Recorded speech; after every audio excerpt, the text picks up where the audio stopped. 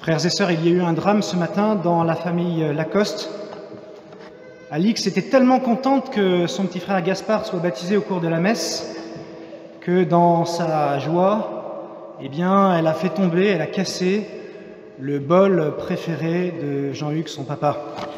Vous savez, ce bol très particulier où il y a marqué dessus « J'aime ma femme, la bière et la paroisse ». Si Jean-Hugues voulait réparer son bol favori, il pourrait le recoller. Et si jamais on le mettait en vente, autant vous dire qu'on n'en récolterait pas grand-chose. Figurez-vous que pour vous, j'ai regardé Internet hier et j'ai trouvé un bol cassé et réparé pour la modique somme de 750 €. Je ne sais pas si vous avez l'habitude de prendre votre petit déjeuner dans des bols qui coûtent 750 €, mais en tout cas, je suis sûr qu'en plus, il est plus petit que celui du bol favori de Jean-Hugues. Pourquoi est-ce que ce bol est si cher? Parce qu'il s'agit d'un kintsugi.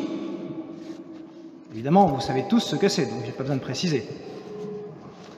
Alors, éventuellement, pour ceux qui ne savent pas ce que c'est qu'un kintsugi, le kintsugi est un art japonais. C'est l'art de réparer des pièces de poterie cassées avec de l'or. Cette technique de réparation japonaise permet de réparer et d'embellir des porcelaines ou des céramiques brisées. Alors l'idée générale est d'utiliser les défauts et les imperfections d'un objet cassé pour créer une œuvre d'art encore plus belle. Chaque fissure est utilisée et la réparation avec l'or met en valeur les cicatrices pour mieux les sublimer. L'art du kintsugi n'est pas sans évoquer pour moi ce matin notre réalité humaine, faite, vous le savez, de pesanteur et de grâce. Cette sublime réalité humaine qui fait que nous sommes chacun un peu comme des bols d'argile, quelquefois brisés en plusieurs morceaux. Mais notre Dieu est provident et veille sur nous. Alors confiance, il ne nous laisse pas à notre seule misère. Nous avons entendu cette deuxième lecture et saint Paul nous dit « Comme Adam est fait d'argile, ainsi les hommes sont faits d'argile. Comme le Christ est du ciel, ainsi les hommes seront du ciel. » Pour le moment, notre condition de terreux, c'est ça qu'évoque le mot Adam, notre condition fait que nous sommes effectivement un peu comme des bols cassés. Qui ici n'a pas de faille? Qui n'a pas reçu de blessure? Qui ne traverse aucune épreuve? Qui n'a jamais commis de faute ou de péché? Pour cette raison, au lieu d'être de solides vases d'argile, nous sommes le plus souvent, il faut le reconnaître, fêlés, brisés, quelquefois éparpillés. Vous le savez, la création tout entière dont nous faisons partie est appelée à être associée à la résurrection victorieuse et transformante de Jésus.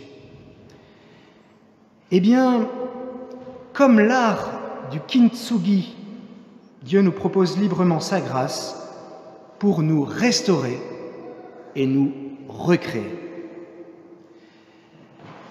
La gratia sanens, la grâce qui guérit, la gratia sanens du Seigneur vient en quelque sorte rassembler les morceaux, tandis que sa gratia levens vient nous permettre de devenir ce que nous devons être en recollant les morceaux entre eux comme avec de l'or précieux. Et enfin, le Saint-Esprit de Dieu, qui est la grâce incréée. Le Saint-Esprit peut lui-même venir remplir la personne que nous sommes de sa présence. Nous sommes en quelque sorte, si vous me passez l'expression, kintsugisés. Plus nous sommes unis à Jésus dans son Église, et plus nous sommes kintsugisés. Oui, frères et sœurs, nous avons bien des raisons de désirer être en communion avec Jésus. Jésus est celui qui élève, qui relève, qui restaure, qui nous réintroduit dans notre vocation unique et personnelle. Et c'est pourquoi, de la même façon que la nouvelle création en Jésus ressuscité est plus belle encore que la première, de même notre vie de disciples fait de nous comme des kintsugi. Oui, nous sommes façonnés de terre. Oui, quelquefois nous sommes brisés, fissurés par bien des manières, et d'abord par le péché originel.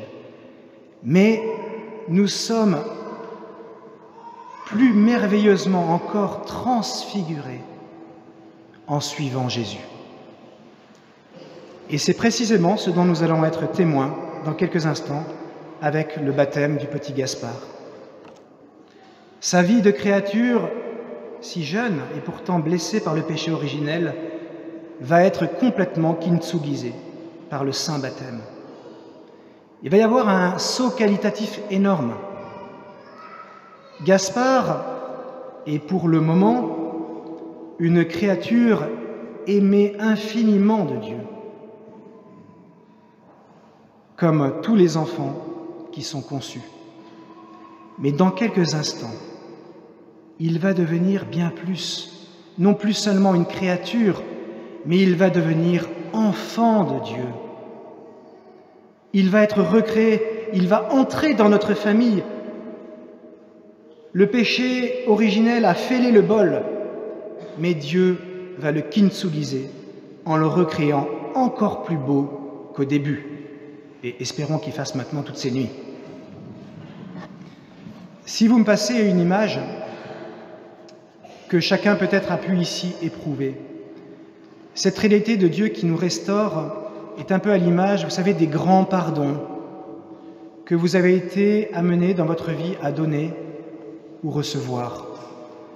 Il y a des pardons, vous savez, quand on les donne, il y a eu des grandes blessures, ça a été difficile de demander pardon, et au moment où on demande pardon, au moment où réellement il y a une réconciliation devant Dieu qui est réalisée, eh bien, on comprend que l'amour est encore plus fort après le pardon.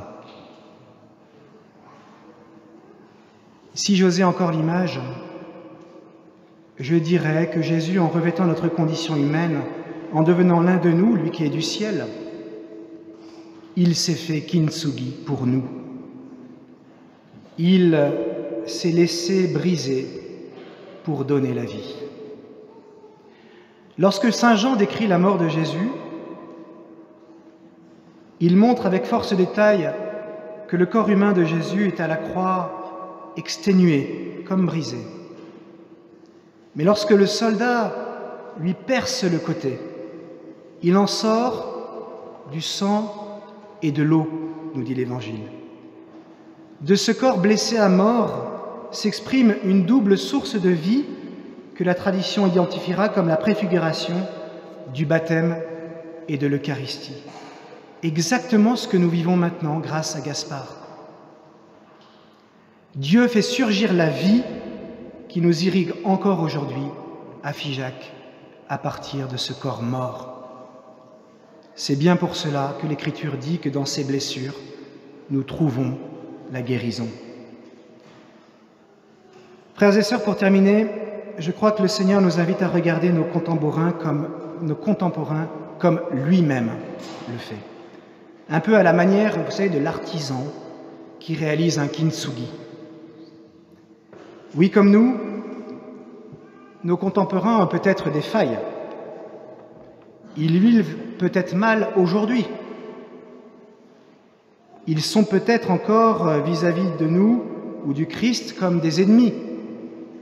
Ou au contraire, peut-être ne manifestent-ils aucun intérêt pour Jésus aujourd'hui. Mais si nous les regardons mieux, nous ne devons pas voir uniquement les morceaux brisés ou déformés.